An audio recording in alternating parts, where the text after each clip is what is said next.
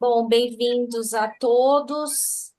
Estamos aí, né, na reta final do ano civil e hoje a gente tem a honra de contar com o estudo junto da Nancy, que aceitou o nosso convite. Estou muito feliz. Bem-vinda, Nancy. Obrigada. Então vamos fazer as bênçãos. Baruch atah Adonai Eloheinu melech haolam asher kideshanu bemitzvotav vetzvanu la'asok b'divrei Torah.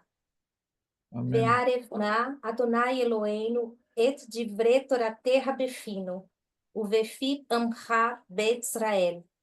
Venichie Amém. anachnu vetzeetzaenu vetzeetzae amcha bet Israel. Kulanu yodeh shemecha, velomde Torateha lishma. Baruch atah Adonai amelamed Torah leamo Israel. Amém. Baruch atah Adonai Eloheinu melech haolam asher bacharbanu mikol ha'amim venatalanu et Torato. Baruch atah Adonai noten a Torá. Amém. Com a palavra, Nancy. Obrigada. A gente vai ter nessa paraxá. Tá me ouvindo direitinho? Então, né? Então tá bom, ok. Vai ser. Nós temos três momentos nessa paraxá que me chamou a atenção. Claro que o que eu vou trazer para vocês não é para fechar, é só algo para a gente ter um olhar diferente. No caso, é o meu olhar, né? A minha narrativa, né? Só que vocês vão conhecer outros olhares sobre essa mesma paraxá, mas quando eu adoro a história de José, né? Yosef, como vocês quiserem chamar, né? Yosef, José. E aqui eu consigo ver assim três momentos. Nós temos o primeiro momento, eu estou falando como é que eu vejo o narrador, né? Como é que ele vai montar toda essa história. Não importa se você vê tudo isso como metáfora ou se você vê isso como a mão de Deus escrevendo a história, não importa, mas a gente vai ver três momentos. Tem alguém narrando essa história, né? Essa narrativa, e a gente tem José no relacionamento familiar. Aí, de repente, nós temos uma digressão, né? Uma digressão. Pá, o narrador ele fecha com José, como se ele se afastasse da história de José, né? E ele vai para um outro momento, para um outro lugar. Ele vai para a vida de Yehudá e Tamar. Vocês lembram da história dela? Aí, depois dele narrar toda a história de o que acontece ali com o Yehudá e Tamar, aí o narrador ele pega, volta para Davi, para Yosef. Então a gente tem Yosef em família, Yosef o sonhador, Yosef se comunicando, trazendo uma palavra, Yosef desprezando não, levantando ódio, né? Inveja, é assim que o narrador ele vai colocar, né, essa narrativa, e nós temos um momento de uma trama, né, de uma questão que vai envolver sexualidade, que vai envolver engano, que é a história de Erudá e Tamar, e depois nós encontramos José aonde? No palácio e depois na prisão. Não é isso? Essa a trama se desenvolve nisso tudo, né? Toda essa história ela vai se desenvolver nisso. Não precisa falar, não preciso bater nessa tecla, porque o narrador ele é bem incisivo. Em todos os momentos,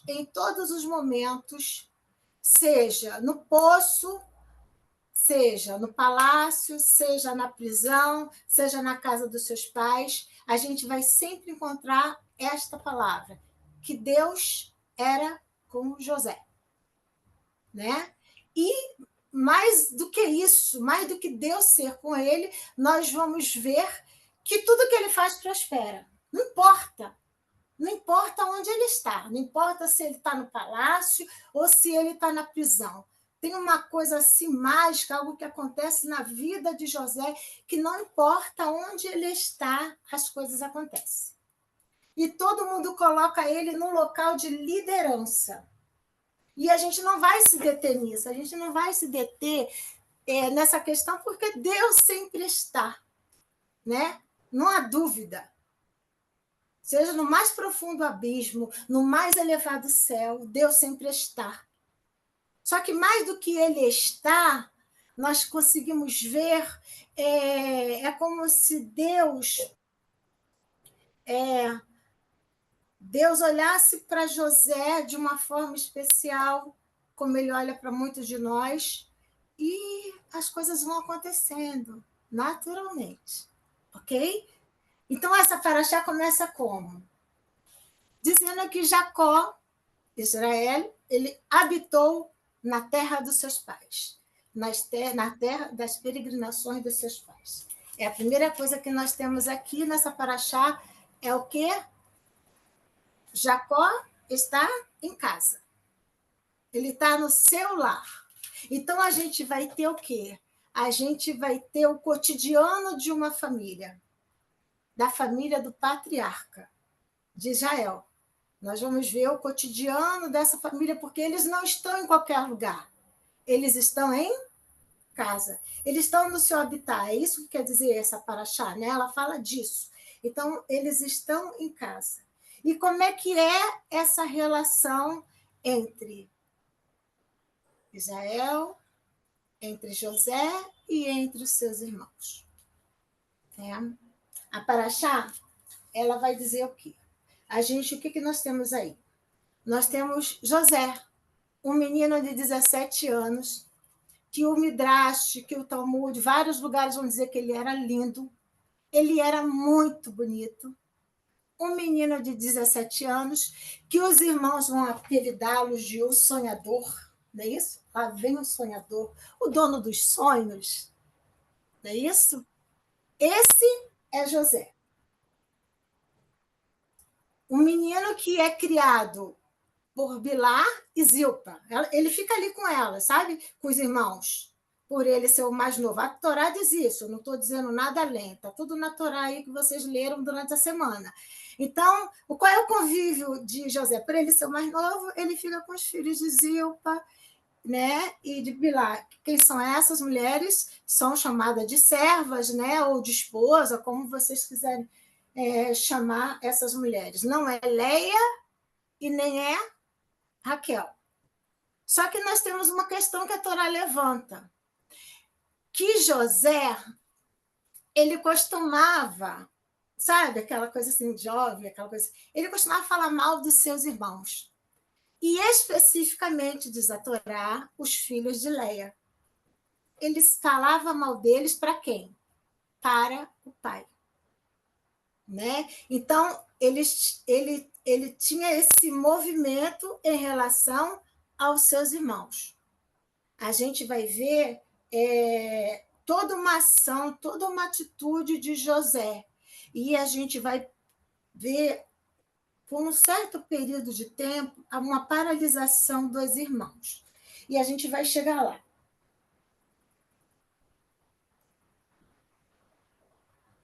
O presente. Eu separei assim. Nós temos uma menina de 16 anos, sem dúvida nenhuma, amado pelo seu pai, né? Mais do que os seus irmãos. Só que, aparentemente, quem tem noção disso é aquele que está escrevendo, que está narrando essa história. Aí, de repente, o que acontece?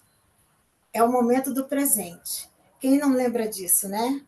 José, ele recebe um presente, uma túnica, bem bonita, bem colorida, bem diferente. E o que acontece? É como se fosse um momento que os irmãos de José, eles chegam a essa conclusão. Nosso pai ama mais a José do que a gente. Aí diz a Torá que eles odiaram José por causa disso. Não é isso? A gente vai ter 3 vezes essa expressão.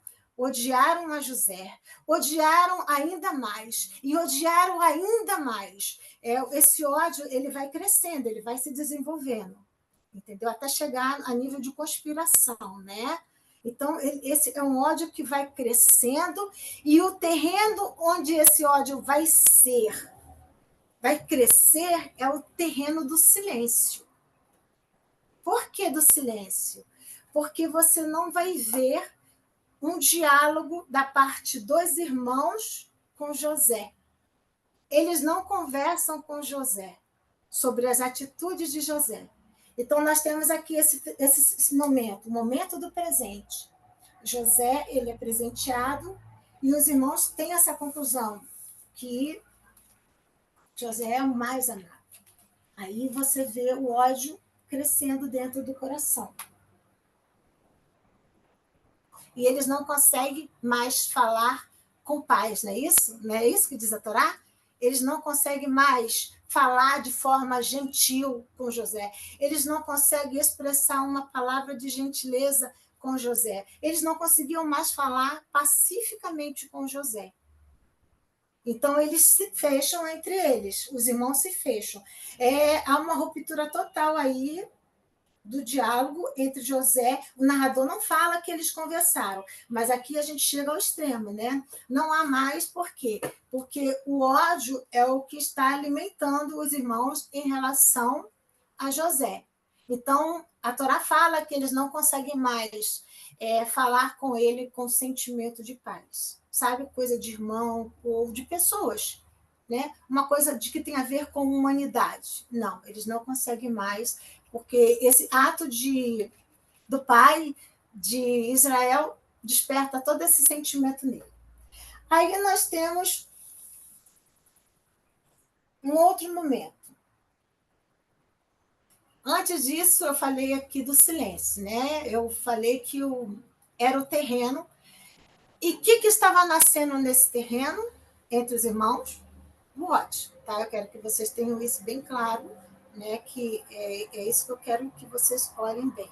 Essa relação, eles estão em casa, eles estão em família, eles se relacionam, entre aspas, e o relacionamento deles é baseado nisso. A gente vê essa manifestação. José afeta os irmãos de que forma? A despertar esse sentimento de ojeriza, de inveja, que depois ele vai dizer inveja. O sonhador. Agora entra nessa parte do sonhador, que é quando a gente vai ouvir a expressão odiavam ainda mais. E ele vai falar de 2 sonhos, não é isso? Ele vai ser chamado de um sonhador. Ele se comunica com os irmãos e tem um momento que ele roga. Ele quer a atenção dos irmãos, porque ele tem 2 sonhos. E nesses 2 sonhos que ele tem, os irmãos estão numa posição de quê? Uma posição abaixo de José. São aqueles que vão se prostrar diante de José. E José está numa posição de elevação, elevado. O segundo sonho, ele toma uma proporção maior, porque José ele vai dizer que não somente as 11 estrelas vão se dobrar, mas até o sol e a lua. Aí é quando você vê Israel se pronunciando, né? Ele chama a atenção de José, mas diz a Torá também, não sou eu que estou dizendo, diz a Torá que ele pondera, ele guarda dentro dele isso. Por quê? É como se ele falasse, vamos ver se isso vai acontecer. Então, eu vou guardar isso no meu coração.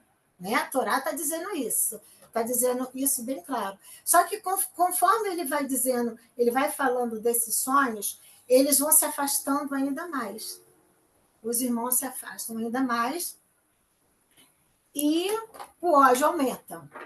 Né? Essa relação ela está totalmente baseada nesse sentimento de ódio, sem diálogo, sem conversa. Aí a gente entra num ponto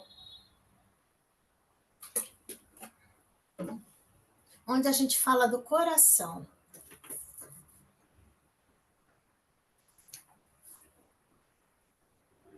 José não consegue se colocar no lugar dos irmãos e os irmãos não conseguem se colocar no lugar de José. Não há empatia. Não há empatia, né? É um termo nosso, bem atual. Não tem isso nesse momento, nessa relação não tem. Um não consegue se colocar no outro. Os irmãos mais velhos não conseguem romper esse silêncio e dizer para José: José, a gente não gosta de você falar assim com a gente. Pai, não tem essa conversa, sabe? Onde você coloca tudo na mesa. Pai, por que você gosta mais de José do que da gente? Não há. Não há esse sentimento. Ninguém rompe com esse silêncio. Ninguém rompe. Ninguém levanta a voz do lado, né, dos irmãos para tentar trazer José para uma outra realidade, para José enxergar todo esse mal que está ocasionando aos irmãos. E José é um menino muito novo, ele vai no ímpeto e vai falando tudo o que ele sente. Tudo que ele sente, tudo que ele vê nos sonhos, e ele é mimado, e ele é querido, ele é amado, só que agora vai ser o momento em que ele não vai ser mais o filhinho da mamãe, ele não vai ser mais o filhinho do papai. Por quê? Que momento é esse? Como eles não conseguem tirar do coração todo esse mal, todo esse sentimento que está sendo criado aqui dentro deles, isso vai crescendo. Isso vai crescendo de um modo tão grande que a Torá fala de inveja. Aí é quando entra a conspiração, e realmente há uma conspiração. Eles planejam a morte de José. Eles saem para apacentar ovelhas em um lugar, depois eles vão para outro. Israel parece que está fora de si, Israel não enxerga nada, um homem que teve uma vivência tão grande, que conheceu na pele toda a esperteza de Labão, e a esperteza que ele teve para lidar com Labão, tudo que ele passou com Saul, aquela luta dele com o anjo, e parece que ele está dormindo no ponto, né? Ele não consegue ver o que está provocando ele nesse amor por José e a falta de atenção com os outros, mesmo ele sendo mais velho. Só que agora eles estão em casa, agora eles vão tirar José desse lugar. José agora não vai estar mais em casa. Entendeu? Ele não vai ter mais lar. Isso quer dizer que agora você não vai ser mais o filhinho da mamãe. Você não vai ter mais túnica. Você vai ter correntes. Colocou corrente de uma forma assim, tá? Poética. Não quer dizer que não andasse com corrente. Vocês percebem? Né? A Torá, a Paraxá, ela começa dizendo que eles estão em casa. Aí agora a gente vai ver José amando de seu pai, vá vigiar seus irmãos, vê se o rebanho está em paz, vê se seus irmãos estão com a cabeça no lugar, se eles estão em paz. E lá vai José.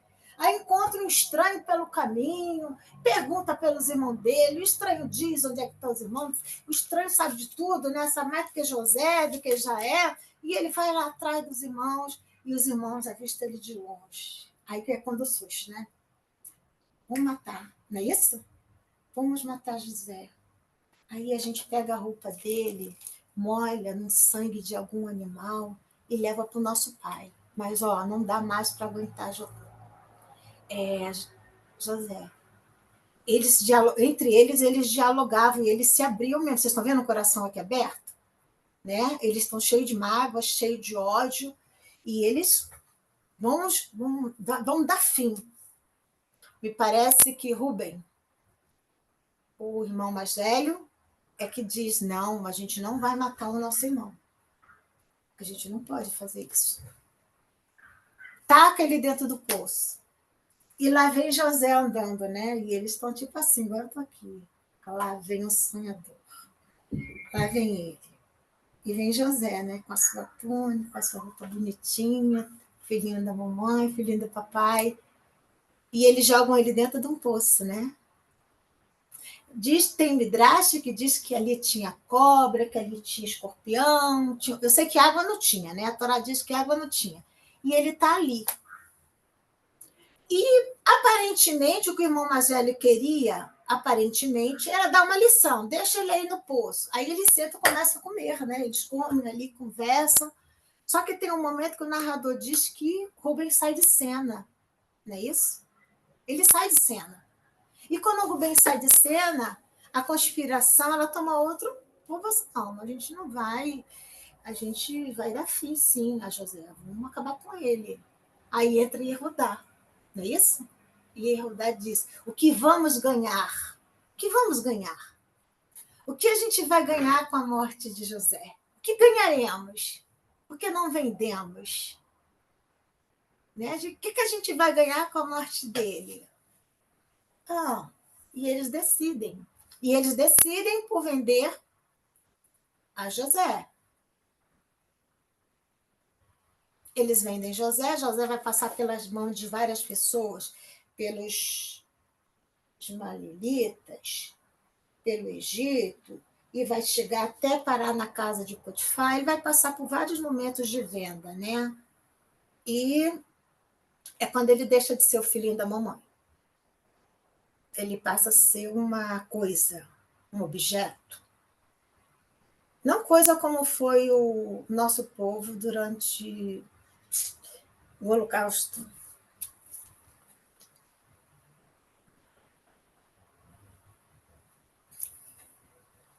Eu costumo dizer,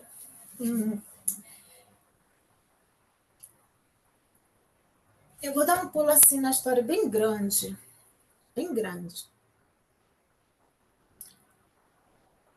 Quando as nossas crianças, os nossos jovens, as nossas mulheres, os nossos pais,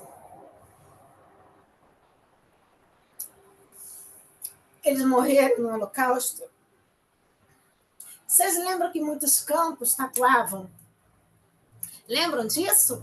Que havia campos de extermínio que as pessoas eram tatuadas, não é isso? Quando você tatua eles assim, você está querendo dizer, como disse a menina ao educador Janusz Corte, você está querendo dizer que agora você não é como se fosse a sua morte social. Você morre socialmente, você não é mais menina, você não é mais menino, você não é adolescente, você não tem mais sexualidade, você não tem mais direito à boneca, você não tem mais direito ao brinquedo, ao vestido de festa. Sabe, o sapatinho novo, o perfume. É isso. Você não é mais o filhinho da mamãe. O número, ele diz isso.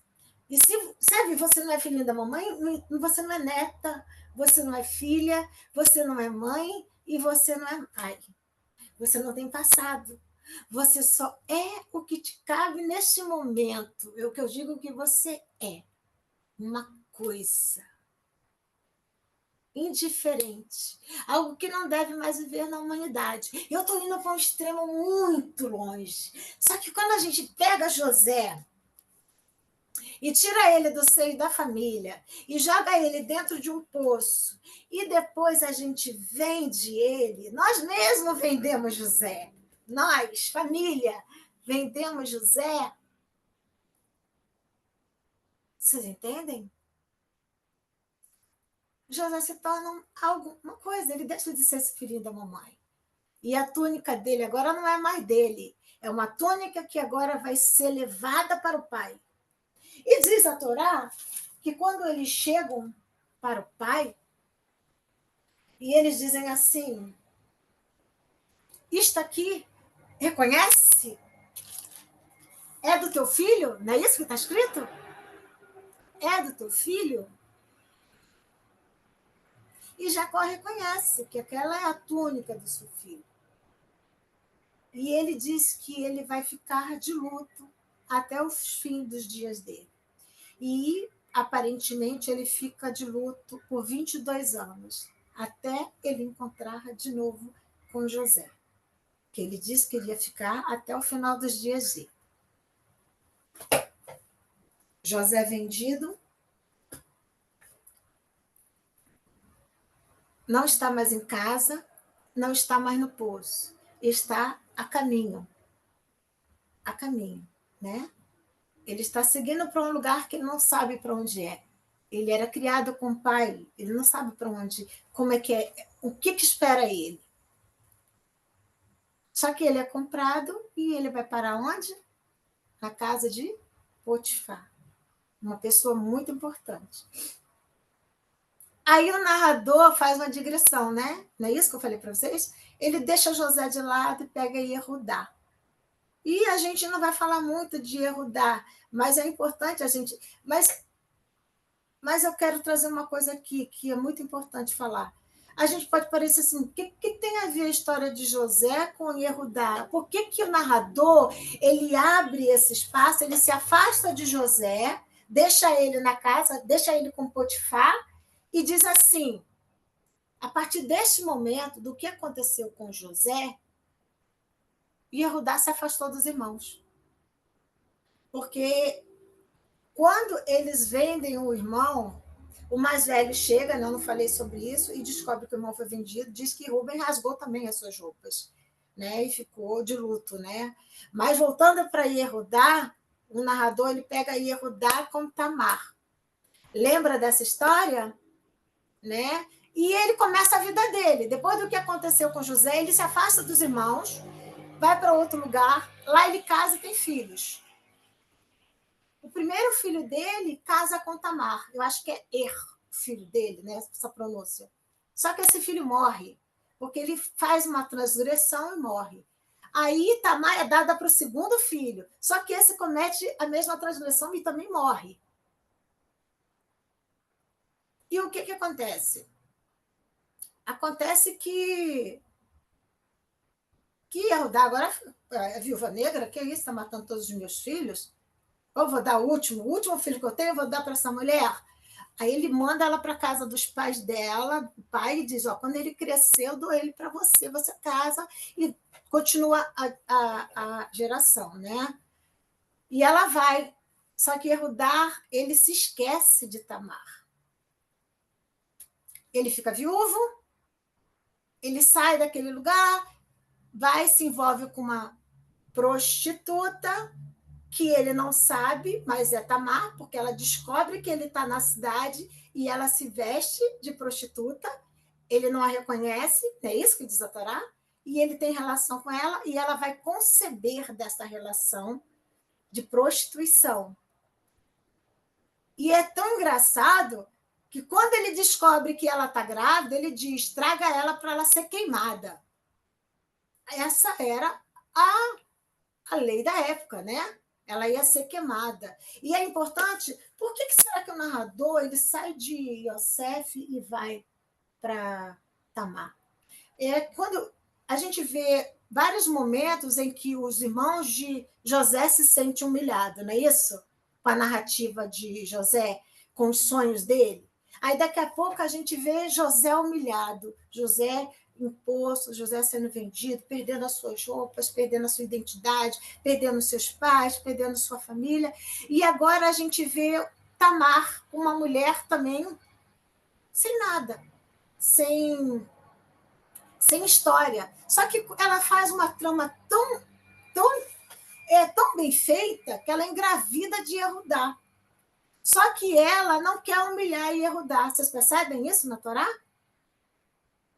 A história está caminhando nesse sentido, de falar de humilhação, de relacionamento, como você trata o outro. Ela pega penhor, né, antes de dormir com o Yehudá, né? Ela pede uma garantia, ele diz que vai dar um cabrito para ela, e ela diz, como é que eu vou ter certeza que você vai me dar um cabrito depois que a gente transar? Aí ele diz, eu vou te dar o penhor. Aí ele diz que vai dar ela várias coisas, ela segura aquilo com ela. Aí, quando ele vai atrás para mandar alguém entregar o cabrito, sei lá o que ele prometeu para Tamar, para a prostituta, que ele não sabe o que é Tamar, ninguém sabe onde ela está, não havia prostituta nenhuma naquele lugar. Tamar, para dizer que era ela, quando ele diz traga ela para ser queimada, ele manda os objetos. Você observa aí que a gente tem um outro momento de silêncio, né? Mas não é mais um silêncio baseado no ódio. O terreno onde cresceu o ódio em relação aos irmãos de José foi o silêncio. O silêncio que eles guardavam no coração, toda aquela amargura, todo aquele sentimento ruim, foi crescendo, crescendo, crescendo, uma proporção que eles tiveram ódio mortal, vontade de matar o irmão mais novo. Agora a gente vê ela agindo silenciosamente porque ela não quer humilhar e Yehudá. E ela está colocando a vida dela em risco. Vocês observam isso? Porque está na mão de Yehudá agora. Ela pega os objetos, diz para ele que a mulher, que o homem que me engravidou são os donos desse objeto. E agora? A vida dela e da criança está nas mãos de Yehudá. Só que ela não quis humilhar Yehudá, né? Por isso ela agiu assim, né, também. E ele, quando ele pega o objeto, o que, que ele diz? Que ela é mais justa que ele, não é isso? Porque ela não expôs ele à humilhação, e diz isso a Torá. Então, nós estamos vendo aí vários relacionamentos, relacionamento entre pais e filhos, relacionamento entre irmãos, relacionamento entre o homem e a mulher, não é isso? E ela não vai morrer queimada por causa disso. Então, não é à toa que o narrador ele coloca a história de Tamar e Yehudá. E a gente sabe que Davi vem da onde, né? Ruth. De onde eles vêm, né? Davi vem dessa descendência aí, dessa mistura aí de Yehudá com Tamar, daí que vem o rei Davi. Né? Então, vocês estão vendo como é que ela agiu de uma maneira, e o Talmud fala muito disso, do que é você humilhar o outro, do que é você tratar o outro mal, do que é você não respeitar o outro, não ser gentil com o outro. Fala que às vezes fala de morte, é comparado ao assassino, sabia? Você humilhar alguém em público é comparado ao assassinato. Se vocês quiserem saber mais, o Talmud fala sobre tudo isso. É muito grave essa questão da humilhação. Então, a gente vê que toda essa trama ela está envolvida nisso, um relacionamento que não tem transparência, um relacionamento onde um tem um lugar melhor do que o outro, um relacionamento onde você não fala do seu sentimento, onde você não diz o que você está sentindo. E ele pausa com ela, com Tamar, nunca mais Yehudá deitou-se com Tamar, e volta para José. José agora fugindo de uma mulher. Lembra? Ele está no palácio e aquela mulher, a esposa de Potifar, olha ele e quer ele. Todos os dias ela chega para ele e fala: eu quero você. Todos os dias eu quero você. Eu quero você. E tem midrashos que falam muito sobre isso, que ela trocava várias vezes de roupa por dia e ia até José. Até que teve um dia que a casa estava vazia, não sei como, né? Um palácio vazio, aquela parte lá do palácio vazio, e ela consegue chegar até José. E toca nele. E eu sei que ele foge e deixa as roupas dele com ela. E por causa disso, dessas roupas com ele, ela consegue lançar ele na prisão. Não é isso? E parece que ele vai passar 12 anos na prisão. Mas a Torá é bem clara em dizer que ele vai prosperar por todos os lugares que ele passou. Antes da mulher de Potifar fazer isso com ele, Potifar entrega tudo que ele tem nas mãos de José. Ele diz: José, você vai administrar tudo que é meu você vai administrar. Mas José tinha consciência que ele não poderia tocar na mulher dele. E diz que Deus fazia prosperar, tudo que ele colocava a mão prosperava. E até mesmo quando ele vai para a prisão, a gente olha assim, quantas vezes eu muito jovem, eu ficava muito triste por pensar que José estava na prisão. Poxa, poxa, o que fez José? Mas aí a vida é isso, a vida, isso é a vida. A vida, ela traz essa dualidade que a gente tem que pegar essa dualidade, romper com ela e olhar para a vida e ver todos esses momentos. E a questão não é a vida, é como você lida com ela, com o que ela te oferece. Prisões, inveja, sentimento de ódio que às vezes você vai sentir. Quem nunca se viu pensando numa pessoa, do jeito que ela fala, do jeito que ela come, do jeito que ela anda, do jeito que ela... E pensar assim, como essa pessoa me traz um sentimento ruim? E a gente, às vezes, não olha para si e fala assim: o que é isso? Por que eu estou sentindo tudo isso de ruim por essa pessoa? Porque é esse sentimento que alimentou todo aquele ódio dos irmãos de José. Então, a gente está aqui finalizando esse momento, assim, com essa paraxá, falando existem momentos, você bem simples, existe um momento que nós estamos em casa, existe um momento que alguém vai querer te tirar de dentro de casa. E esse dentro de casa não é um espaço físico, não. É tirar você de dentro de você. Às vezes você mesmo pode tirar você de dentro de você.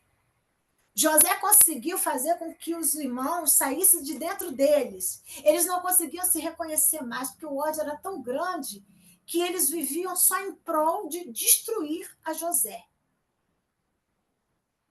José afetou eles dessa maneira. E eles também afetaram José, né, com essas provocações, com esse sentimento de ódio. Mas, em todos esses momentos, pensando em José, e a história vai continuar, pensando em que a história termina assim, com ele preso, é assim que termina a história. E o copeiro esqueceu de José. E ele ficou preso. A Paraxá termina assim, que ele foi esquecido pelos homens. É quem ele conseguiu, que ele continuou sonhando, ele continuou interpretando sonhos, ele continuou dizendo coisas, Deus falava através dele, né? Então, a gente tem esse momento. Às vezes, quando nós estamos no fundo do poço, a gente deixa alguém pegar a pá de cal e tacar por cima da gente, pá, ou a gente está no fundo do poço e a gente sobe. No fundo do poço só tem esse caminho. Ou você pede arrego e alguém vai, taca pá de cal em cima de você e acaba com você, ou você sobe. Você entendeu? Então, a gente vê isso na vida de José. E mais tarde, que alguém vai falar sobre isso, a gente vai ver também isso na vida dos irmãos de José. Eles também vão ter a oportunidade de passar por várias transformações. Então, é isso que eu quero deixar para vocês aqui. Relacionamento, o que você guarda no seu coração. O que é estar em casa? Estar em casa não é só um lugar físico. Não permita que ninguém tire você de você. Não permita que ninguém tire você do seu lugar, de quem você é. E quando a vida te surpreender com momentos bons ou momentos ruins, nunca se esqueça que a divindade vai estar com você e que em qualquer situação você vai poder se olhar, ver a divindade crescer e fazer outras pessoas crescerem. Que engraçado é isso, né? Às vezes, mesmo diante da dor, quando você estiver sofrendo, você vai pensar assim: caraca, o que eu tenho para oferecer? Só que alguém que às vezes está numa condição melhor do que você, como é o caso de José, que a gente vê, elas vão se surpreender com você. Elas vão se sentir bem com a sua presença. Elas vão querer estar perto de você. E isso, gente, não tem nada a ver com dinheiro. Isso não tem nada a ver com beleza. Isso não tem nada a ver com estética. Isso tem a ver com o que você é. Obrigada. Que lindo, Nancy. A história de José sempre é muito impactante, né? Ela começa contando essa questão, né, desse dilema que José vive, né? E aí termina com ele, assim, dando a volta por cima e mostrando que existe algo que nos move de certa forma, e eu acho que ele tinha essa determinação muito forte, né? Eu acho que ele tinha essa, esse foco. Ele sabia que algo ia acontecer que ia ser bom. Eu acho que no fundo ele transmite essa esperança assim de que algo vai mudar. E ele prova isso, né? Mais para frente a gente vai ver. E esse silêncio que a família torna de José é muito intrigante. Eu acho que é um ponto que a gente deve explorar, e a gente vai explorar um pouco a questão do silêncio de José na próxima semana, porque essa história é dividida em três partes, né? E como a Nancy trouxe, então a gente viu essa primeira etapa e a gente continua depois na próxima semana. Acho bem interessante. Mas eu vou deixar, alguém tem alguma pergunta,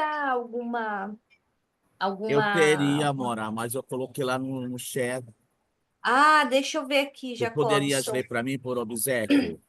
Leio. Se ele tivesse Exato. engravidado de um outro homem, ele está falando de Tamar, né? Seria queimada. Agora, como ela engravidou de Eudá, fica de boa, fica tranquilo. E o povo, a saber que ela apareceu grávida, também ficaram em silêncio? Se ela tivesse engravidado de um outro homem, seria queimada. Agora, engravida de Yehudá e fica de boa, tranquilo. E o povo, ao saber que ela apareceu grávida, também ficaram em silêncio. Então, a Torá, a história de Tamar termina aqui, igual vocês viram, né?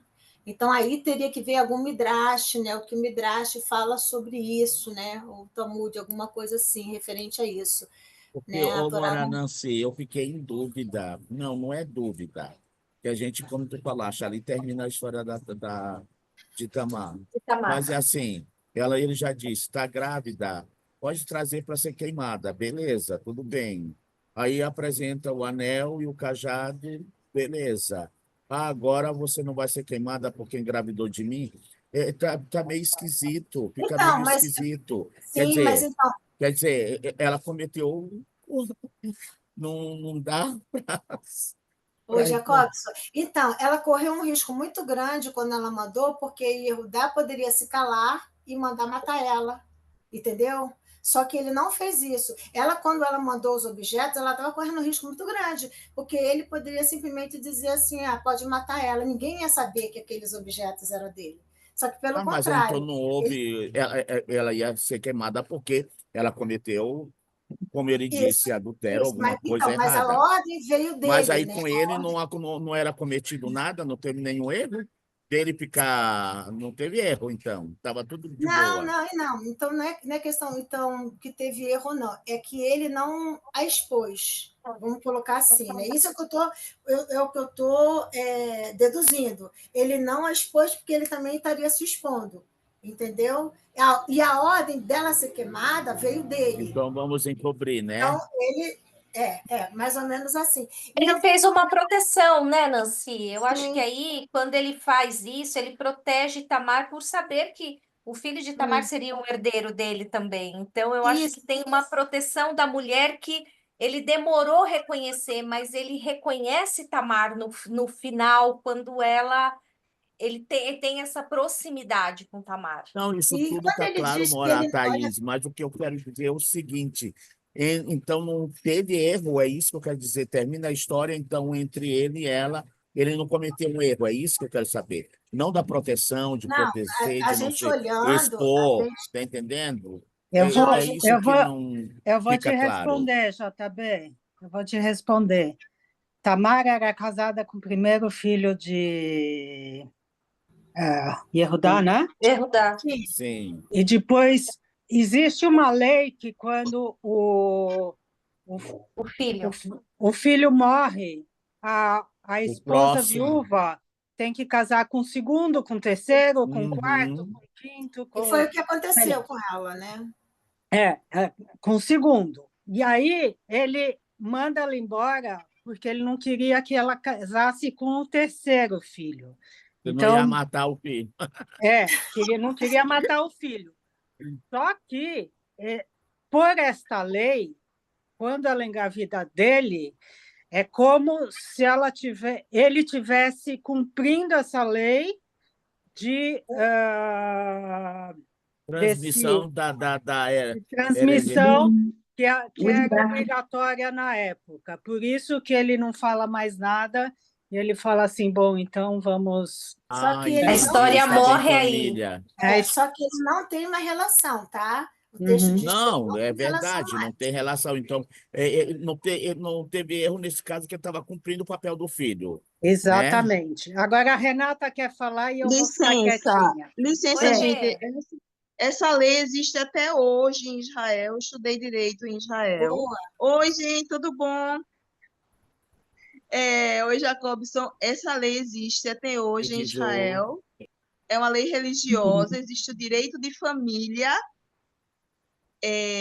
dos preceitos da Torá, não é? Então, tem o direito de família, o direito das sucessões, que seguem toda a Alahá e o que está na Torá. E existe o direito de família do Estado de Israel. Então, quando a gente estuda direito de família e direito das sucessões em Israel, a gente estuda esses dois direitos, o do tribunal rabínico e o do tribunal civil. Então, essa lei, ela vigora até hoje. E, é, e quando a pessoa se casa, uma mulher se casa, e o rapaz, o homem, ele não conseguiu ter filhos com aquela mulher, ela ficou viúva, então ela tem que ir para o tribunal rabínico e o irmão dele, que seria o que teria que fazer o filho com ela agora, e o filho que ele fizer, casar com ela, não fazer filho, né? Que não se pode fazer filho sem casar. Casar com ela e fazer o filho com ela para ter o nome do irmão dele como pai que morreu. Então, é,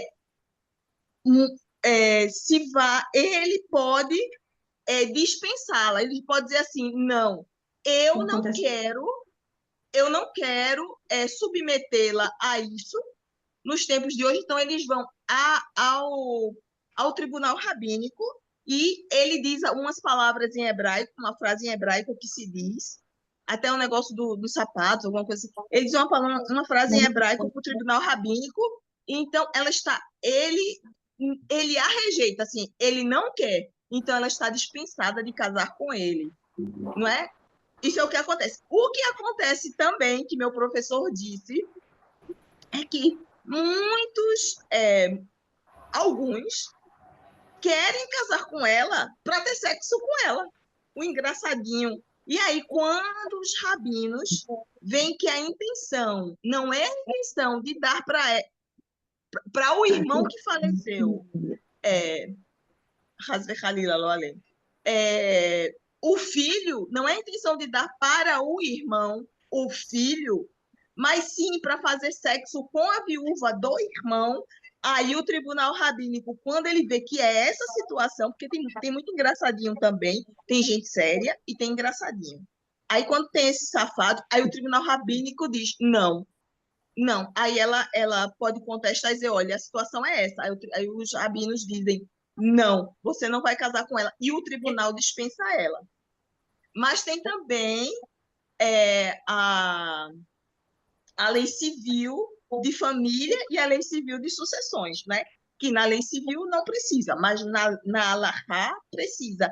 E hoje se faz isso. Não é interessante? Eu fiquei em choque quando eu soube o que se faz isso hoje em dia se faz. Não é Renata, interessante? você queria falar, né? Fala, Um Renata. beijo Não, a todos. eu só ia comentar, Beijo, gente. por que que o texto ele é, vamos dizer, interrompido com a inclusão, vem contando toda a história de José, o relacionamento, como que ele era. De repente, parece que tem uma mudança de cena e entra a história de Judá e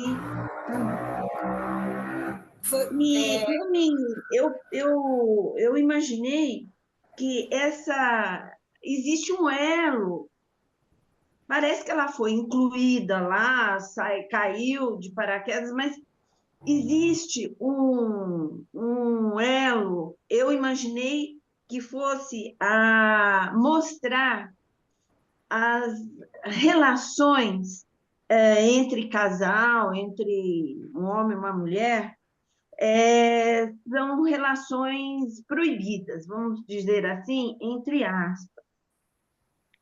Porque José, são dois irmãos que são envolvidos por dois tipos de mulher. Judá é envolvido por Tamar, ela se disfarça, ela arma um estratagema. Quando ela viu que o marido morreu, o cunhado morreu, e o terceiro filho, que era Shelah, ele não ia, Judá não ia dar o filho para ela monta esse estratagema para ter uma relação com Judá. pasme, ela teve uma relação e engravidou. Aí tá mostrando que ela está cumprindo a vontade de Deus. Ela está cumprindo a vontade. E ele assume. Quando ele fala, ela é mais justa do que eu, ele reconhece, ele constata. Ele entende a missão, né? Ele entende a missão, que ela tem que dar prosseguimento à linhagem, e que não seria por Sheila. Sim. Ela tem que coisar, ela tem que fazer cumprir a vontade de Deus. É isso que a Tamar diferencia. O caso do José com a mulher de Potifar, que o Midrash tem várias fontes aí, dizem até que ela tem um nome. Ela se chama Zuleika. E a intenção dela não é cumprir vontade de Deus nenhum. A intenção dela é ter um relacionamento proibido com José, que dizem que era realmente um homem muito bonito e cativante, insinuante. Não havia mulher que não olhasse para ele e ficasse extasiada com a beleza física dele. E essa mulher, na verdade, ela assedia José o tempo inteiro. E ele não pretende ter um relacionamento estranho com ela. E ela envolve o José, ela fica assediando o tempo inteiro, até que ela tenta ter essa relação com ele e ele não, ele foge, ele larga a túnica, a roupa dele, ele larga uma túnica na mão dela. E ela, maliciosamente, acusa José de um ato que ele não cometeu. Desfecho.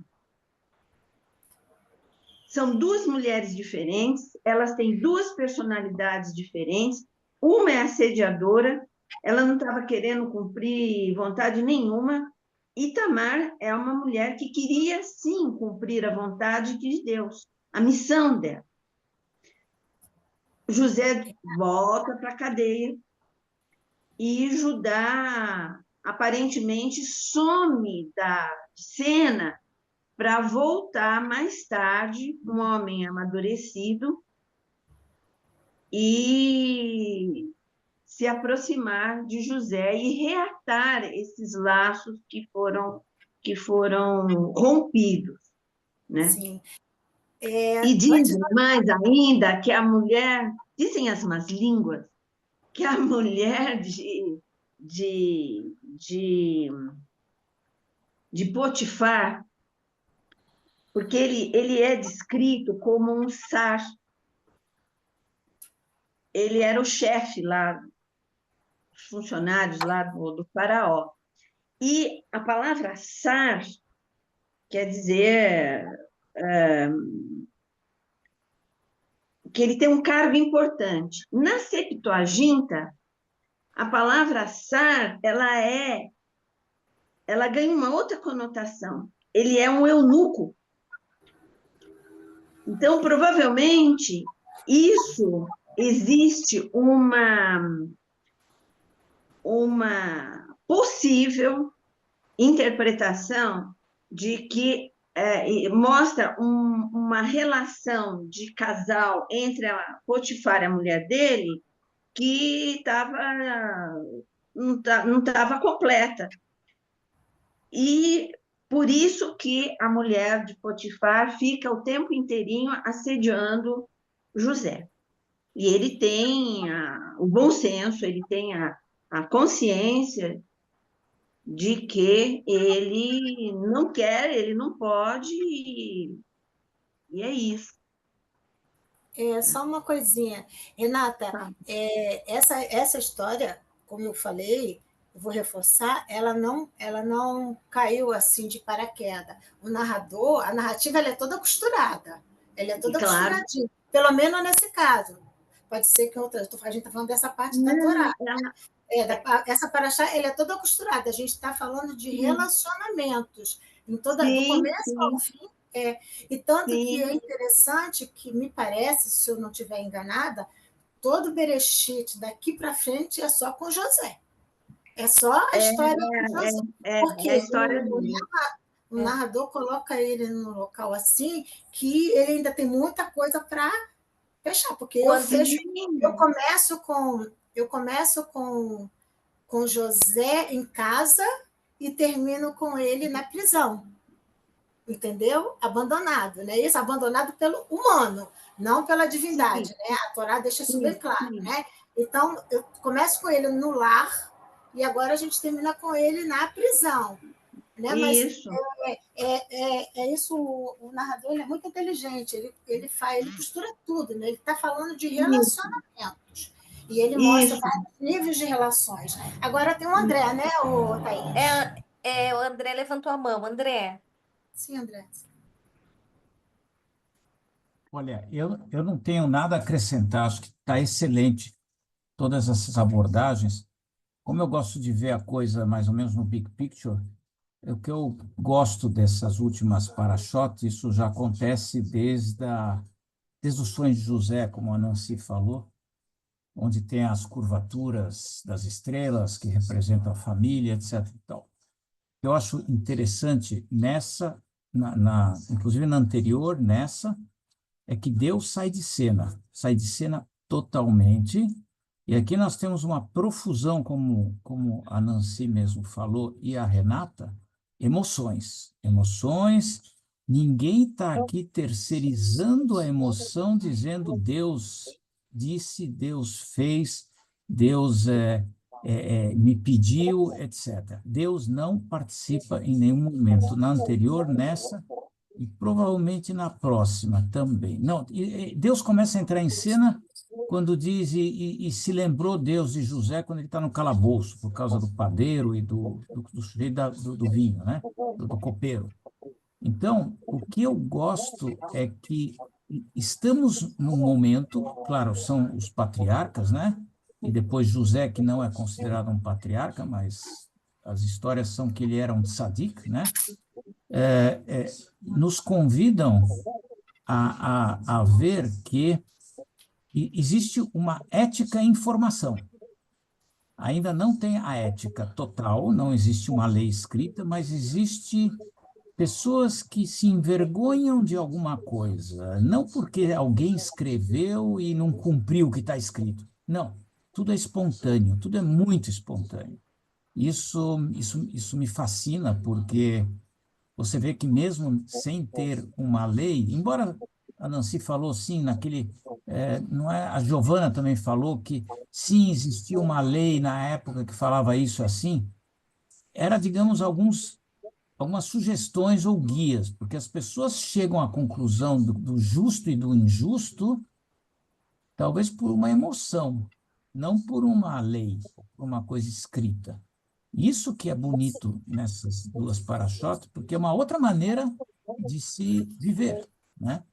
Então, Mas você tem a você oralidade, André. Você tem a tradição oral e tem outra coisa. sim, Você pode não estar vendo Deus falando, mas o narrador também, até nisso o narrador foi inteligente, que Deus não está falando, mas ele diz, Deus, diz, tem várias vezes que ele diz aqui, Deus estava com José e tudo que ele sim, fazia, Deus fazia prosperar. Deus não está na sim, frente, assim, Deus não está falando igual quando a gente vai ver mais para frente em outros para-choques, mas ele está. por O trás, narrador por faz questão trás. de dizer, tudo isso só está acontecendo, ele está prosperando, eu quero dizer, passou por tudo isso, mas Deus era com ele. Deus era O com que, ele, o e quem que, estava fazendo ele prosperar era Deus. o que eu quero acrescentar no que você está falando é que tem uma coisa muito interessante que é bem judaica, lógico que é judaica, mas O homem tem um livre-arbítrio, ele tem uma faixa de atuação bastante larga, mas a grande faixa, embora esteja uma largura muito grande para poder agir assim assado, ela segue uma coisa pré-determinada, como você acabou de falar. E Deus está por trás das cortinas, né? Mas a faixa de atuação humana é muito larga, muito larga. É isso que é importante. Eu gostei. Não, era só isso que eu queria só pincelar um pouco, organizar um pouco as ideias em cima do aparente caos das emoções humanas. Thaís, antes da gente Excelente. falar, Eu queria falar uma coisinha. Eu queria falar para a Renata que Sar, em hebraico, é ministro, como, por exemplo, é Samer Resh, Sar.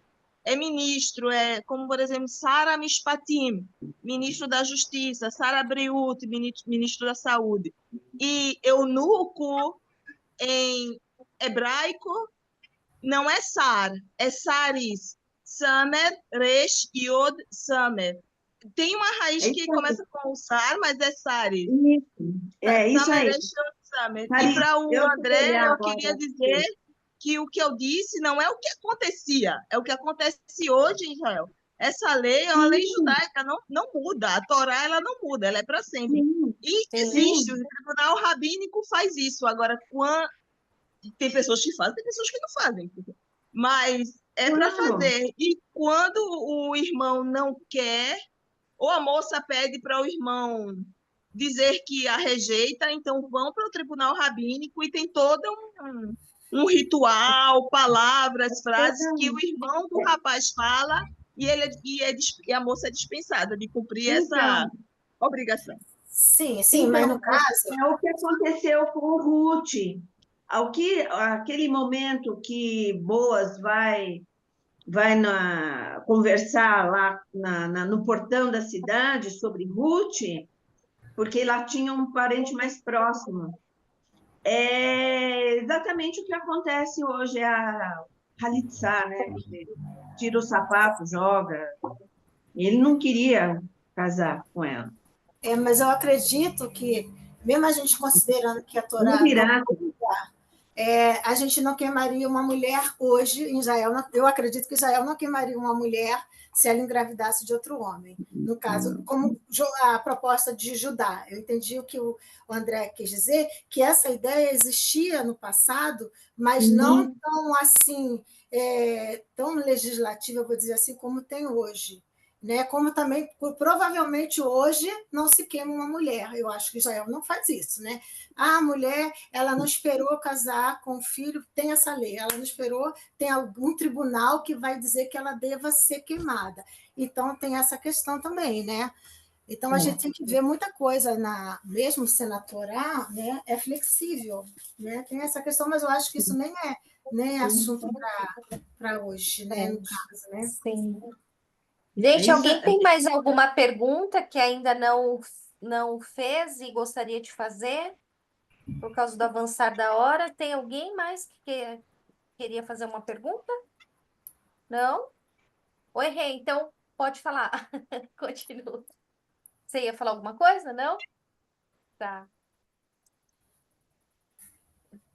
Mais alguém? Eu vou Não? sair por causa do voo, tá, Moraes? Tá. Bom voo. Nesse Boa ato Tá, vai. viagem. obrigado. Tá, obrigado. Parabéns, Nancy. Estava Obrigada. ótimo. Junto sempre. Bom, então, assim, eu só tenho a agradecer a Nancy mais uma vez, que aceitou carinhosamente falar um pouquinho sobre Yosef para gente, né? Sobre essa paraxá bonita da história de Yosef. E já deixo o convite para a próxima semana, né? Não esquecendo que sábados a gente tem Shacharit de manhã, né? Então todos estão convidados. E aí na próxima quarta-feira, com certeza, a gente tem estudo e a continuação dessa linda história de José. E eu espero todos vocês, tá bom? Um beijo grande a todos. Tchau, tchau. Muito Gratidão. obrigada. Boa noite. Cauê, boa noite. Lindo estudo, lindo estudo. Muito Obrigada. bonito. Obrigada. Parabéns